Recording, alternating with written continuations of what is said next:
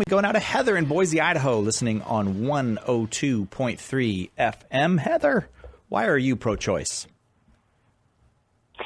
Hi. So there's quite a few reasons.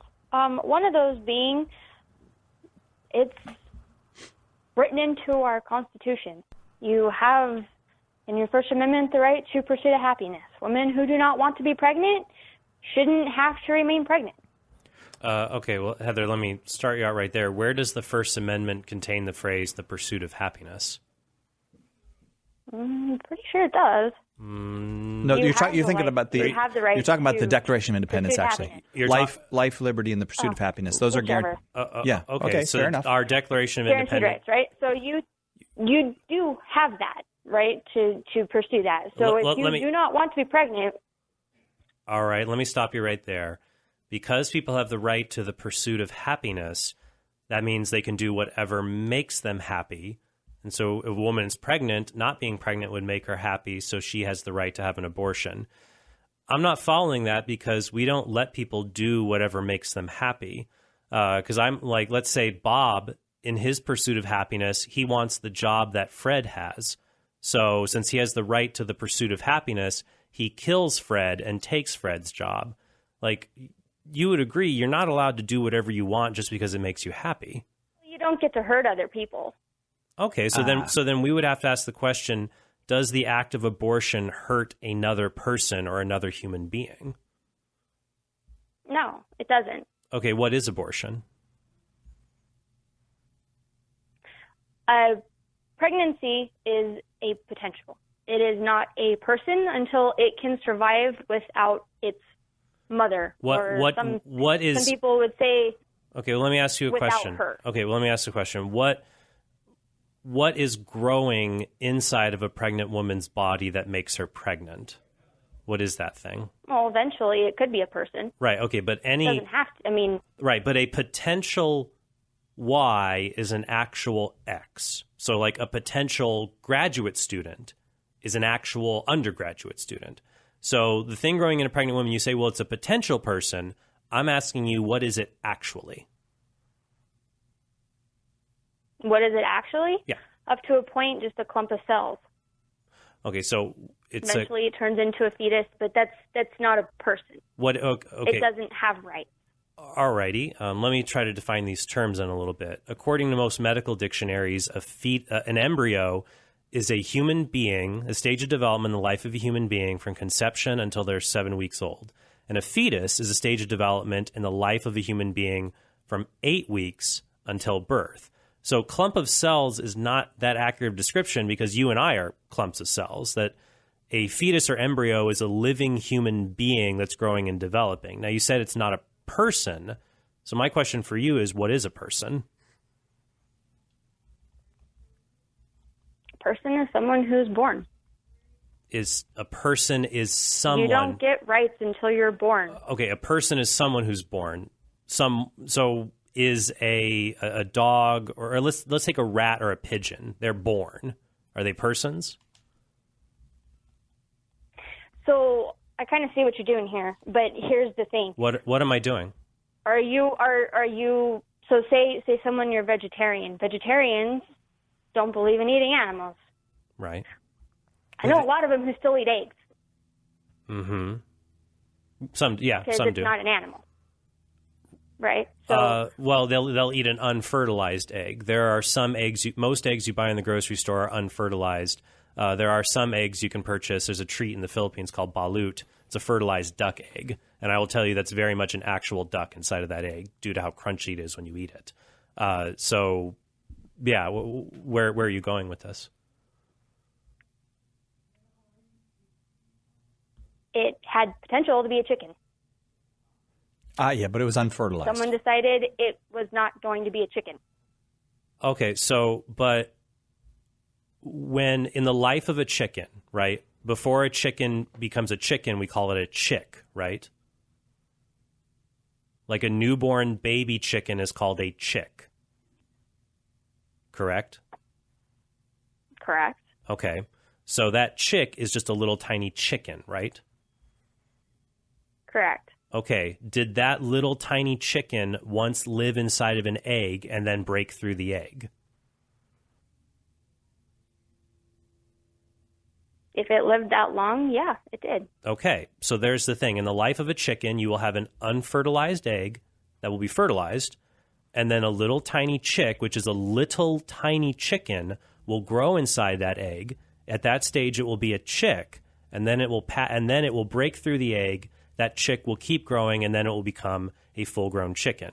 The same thing happens with human beings, that at the beginning of a human being's life, you are an embryo. You're a very small collection of cells. Then you become a fetus, then you're born, at which place we call you an infant, then toddler, then child, then adult. So my question for you is, should we protect human beings through all of their stages of development, or only some?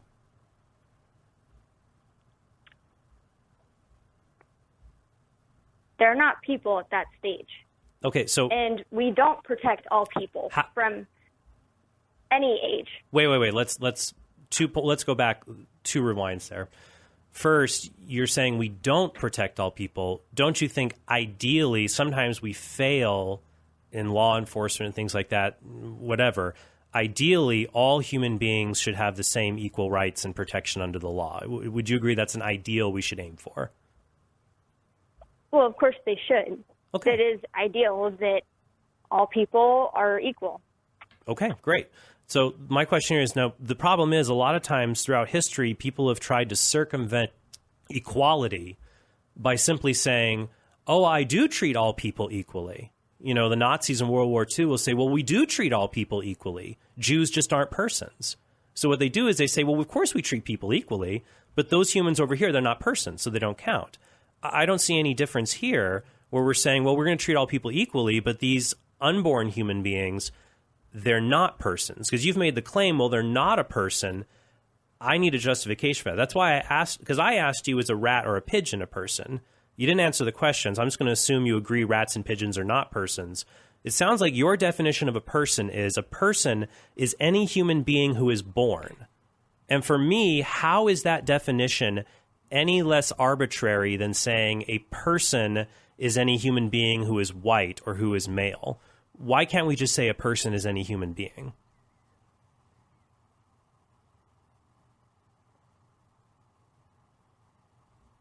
You probably would consider then a fetus a human being, even though it's not fully a human being. What is... Yes. Okay, well, we have to define our terms. What is a human being? The standard biological definition would be an individual member of the species Homo sapiens. The term fetus, if you go ahead, when you're done with the phone call, look it up on a medical dictionary. Fetus refers to a stage of development in the life of a human being. By definition, a fetus has to be a human being. If you don't agree with that, I would be curious as to what your definition of a human being is. Like to human being, noun, period, parentheses, how would you define that term?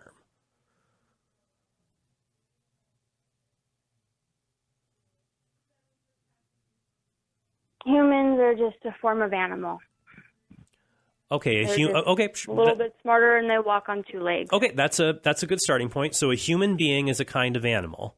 I totally agree with you on that point. But I think we need a more specific definition because, some human beings can't walk on 2 legs, like people in wheelchairs, right? They still have 2 legs. Well, what about people who are amputees?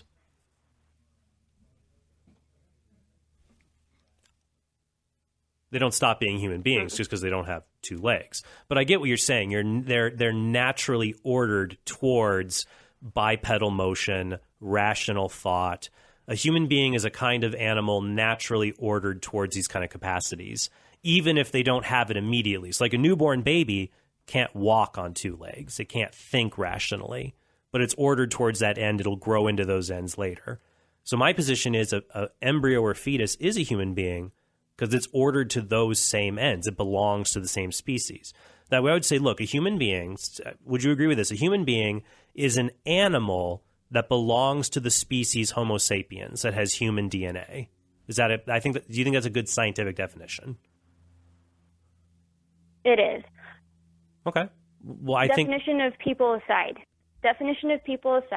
or stages of people. Okay. Why should one person's rights get to supersede another's? I mean, you've got a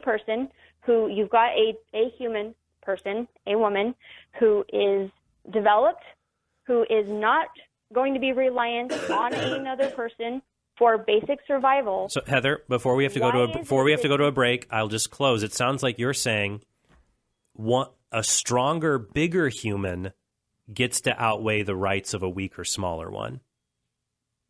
No, I'm saying that one that's actually here has life established. What does that mean? The baby they should get to have their rights over their body versus a person who's not here. What do you mean they're not here? Or where something is that's not even quite yet a person? Wait, no, because now you're backtracking. You said let's set personhood aside, so let's set it aside. We're saying that they're both human beings, they're both persons. What do you mean they're not here? They're clearly on this planet. They're growing where they naturally should live.